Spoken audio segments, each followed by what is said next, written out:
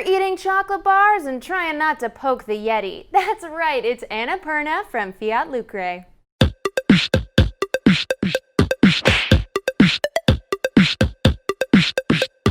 In Annapurna, 2 to 4 brave expeditioners climb the massif, dodging dangers and balancing their fate. Over the course of several ascents, players will climb to the peak of their mountainside, gaining flag cards, and the first player to claim 9 flags wins the game. Setup begins with selection of climber meeples. Each player in the game takes 1 and the 18 matching mountain cards. They shuffle those cards and then place them face down in a personal play area, beginning with a row of 5, then progressing in a mountainous ascent of rows, each 1 card shorter than the last. Once the top single card is laid, the player should have 3 mountain cards remaining, which become their backpack, and they may privately look at those cards. Create a supply of flag cards nearby, along with the peak tokens. Finally, randomly select the first player or choose the player who last summited Annapurna to begin the game. Gameplay is divided into ascents, each divided into 3 phases: hike to base camp, climbing, and protecting. Beginning with the first player and proceeding clockwise, each climber will take a turn, and depending on their actions, proceed to the next phase. First, in the hike to base camp phase, the active player flips a face-down mountain card on their bottom row and follows its instructions. Mountain cards have a name, art, yin or yang value, and an effect. After resolving the effect, they finish their turn by placing their meeple on the card most recently flipped. This is their current location. Some effects allow the climber to immediately take another turn.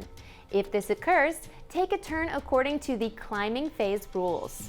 Hike to base camp only happens on the player's first turn. Next, in the climbing phase, the active player's turn is now divided into 3 steps: take an action, sweep, end turn.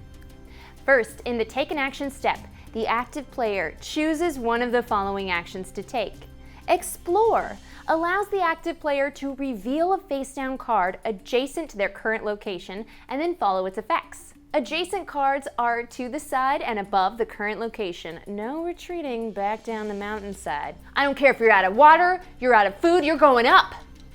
Trade allows the active player to exchange a card from their backpack with one of the face-down cards on their mountain. The card that was previously in that location now goes into the player's discard, known as their cache. More on the cache in a sec. Hide allows the active player to exchange a card from their backpack with one on another climber's mountainside.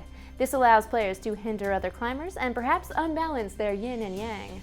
Once the player has taken their choice of action, the next step, sweep, allows them to discard a number of face-up cards from their mountainside into their cache.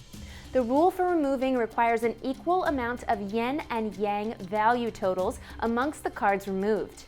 This includes cards which have 0 yin and yang, because that's balanced.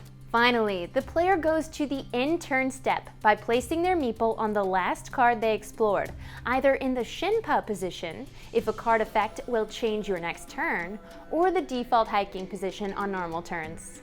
The meeple placement signifies the end of one's turn.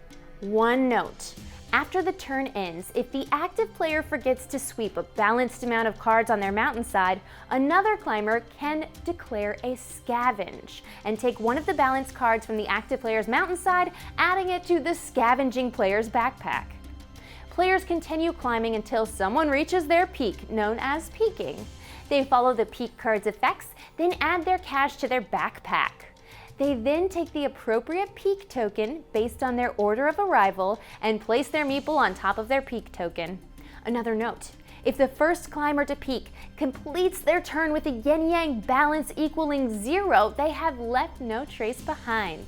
The active player gains 4 flags. The ascent then immediately ends for all other players who gain no flags, and a new ascent begins. After peaking normally, a player may continue their turns by protecting, while other players continue to climb. Protecting is divided into 3 steps: take a protect action, bury, and end turn. Protect actions include Sunyata, where the active player does nothing, just chills. Drop, which allows them to place a card from their backpack face up on an empty spot on their mountainside. The card effects do not occur, but the yin and yang values still apply. Throw, which is similar to drop, but the card goes on an opponent's mountainside, potentially throwing off their balance. After a throw, the other player can retaliate by flipping a card face up on the player who threw a card at them. Next, in the bury step, instead of sweeping to the cache like climbing players, the protecting player may flip face down any balanced cards on their own mountainside. They then announce their turn is over. If they forgot to bury, other players may scavenge, taking one balanced card into their own backpack. An ascent ends when all players have peaked. At the end of an ascent, everyone tallies the yin and yang symbols on face-up cards on their mountainside. Flag awards are then distributed based on whose total is closest to 0. First place gains 3 flags, second gets 2, and third receives 1. In the case of a tie, the player who arrived at the peak earlier takes the prize. Refer to peak tokens to keep track. Reset the mountainsides by sorting cards by player color and shuffling again.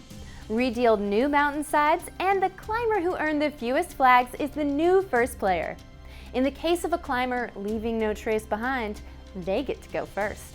The first player to acquire 9 flags wins the game. And that's the basics of competitive Annapurna. There's also a cooperative version. Refer to the rulebook for those instructions. If you want to check out Annapurna, you can find a link to the Kickstarter in the description below. I'm Becca Scott, and for more videos like this one, be sure and like and subscribe, and follow Good Time Society on all the socials. Bye!